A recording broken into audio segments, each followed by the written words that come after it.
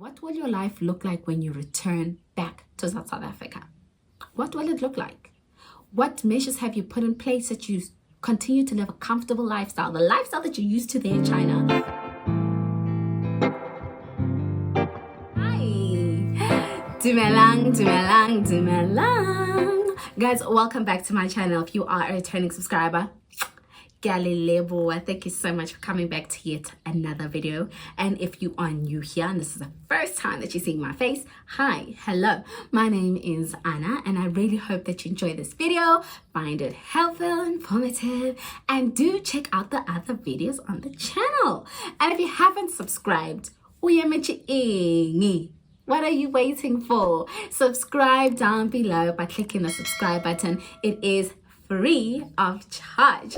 Okay, so guys, as you already know, I am back home, back in South Africa, and yeah, I must say, life back home compared to life in China is different. We obviously know that because it's two different countries. Coming home, I've obviously stayed at my uncle's. As you guys know, I've stayed by my uncle's house. I'm now staying back home in Polokwane, and I'm now starting to realize the, things that I should have made sure that were taken care of. So I'm a city girl. My sister's the same. So we wouldn't necessarily, there's no way that I would build a comfortable life for myself here in the rural village, because it's not where I see myself living long term. But I could be staying long term in the city. So when I'm thinking about it, I'm like, another thing I should have done was to buy a house or an apartment, or have a place of my own that I know when I'm back in Johannesburg, back in South Africa, I have a place that's home for me in the city, not here in Polokwane. So that's one of the things that I feel like I should have taken care of. Now looking at how my life is going. And also, another thing which I thought was important is when I was in China, I was working. Now I'm back home in South Africa and I'm not working. And it's like, teaching was my only source of income.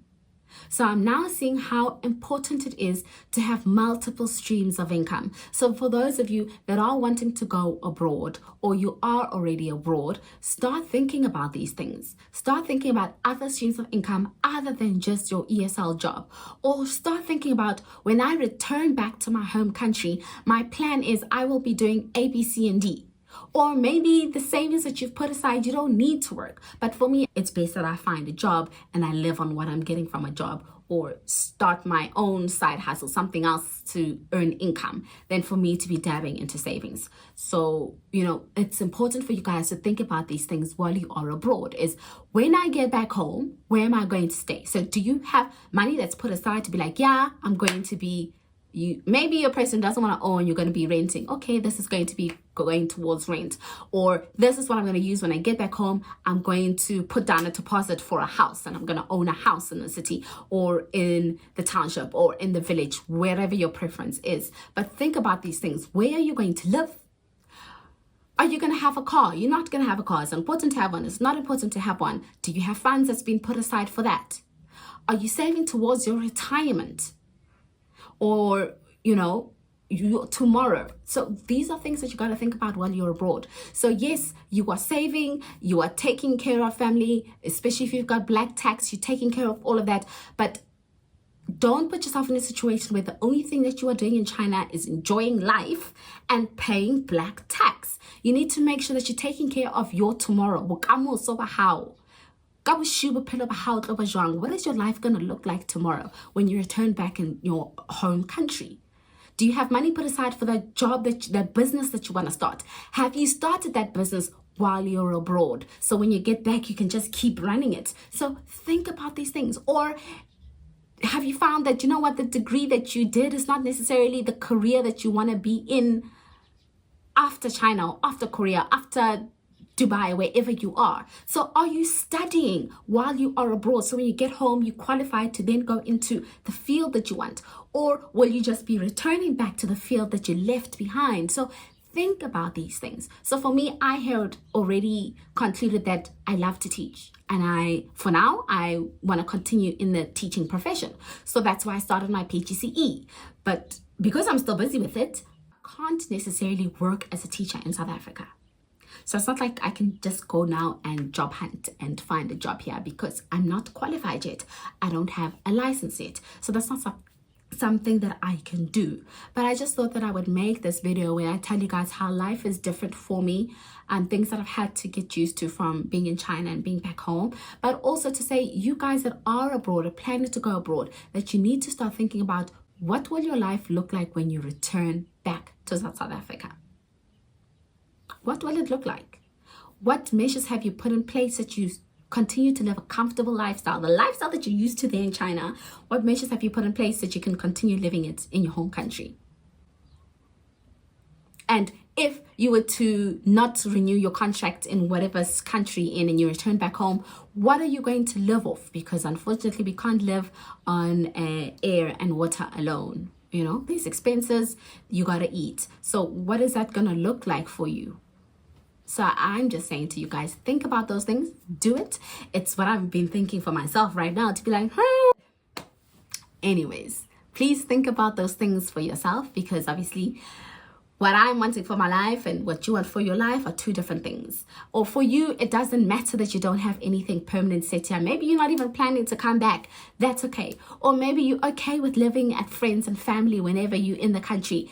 That is your choice. We all can choose for ourselves what type of life we want, that we want to lead, whether we're abroad or back home. It is a free country. But yeah, guys, I hope that you found this video informative. I really just wanted to share with you guys some things that I've realized that I didn't necessarily think about. The day when I get back to South Africa, this is what I'm going to be doing. This is how I'm going to be living. This is how I'm going to, you know, pay for my expenses, pay for, you know, my day-to-day, every single day. I didn't necessarily plan for those things or think of those things. Obviously, I've been saving, but I don't want to go into my savings for day-to-day living. No, man. My savings are there for other things, not to necessarily be buying groceries. And no, that's not what those savings are for. Right now, I can tell you it is now, we are in April. So remember, my contract in China ended in February. So I'm still living off my salary. The last salary that I received from my school, which was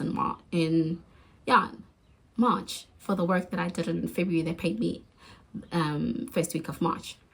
So I'm still living off my salary. That just shows you how the salary in China is.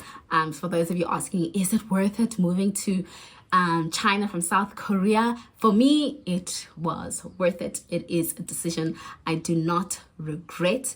To make that decision for you, to say, Anna, is it worth me leaving my job in South Africa or Korea, wherever it is, and to go live in China and teach there?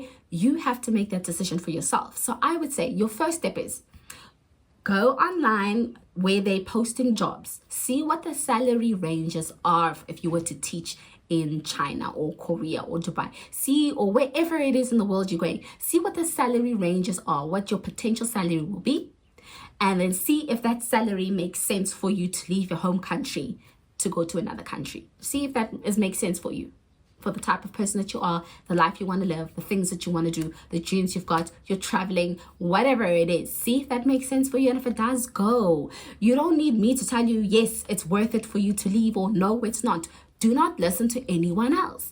You go onto Google, you search, you see what are people currently earning, and then you convert it to the rand or whatever currency you're in and be like, okay, currently in my home country, I don't have a job. Or currently in my home country, I'm earning this. If I were to go there, this is what I would earn. Having that would allow me to do A, B, C, D. Then use that to make your decision. Don't be asking myself or other YouTubers or other people to say, is it worth it? And have us tell you yes or no. I'm never going to tell you yes or no. I'm going to say for me, it's a yes. But for you, I don't know. You're going to need to assess your current situation and where you would like to be when you are abroad, and the things that you would like to do. Let that inform you and let that guide you. So yeah, guys, I hope that you enjoyed this video. Please do give it a thumbs up and subscribe down below if you haven't already. It is free of charge. I will see you guys in the next video. Wherever you are, have a great day, a good week, and a lovely weekend. Bye.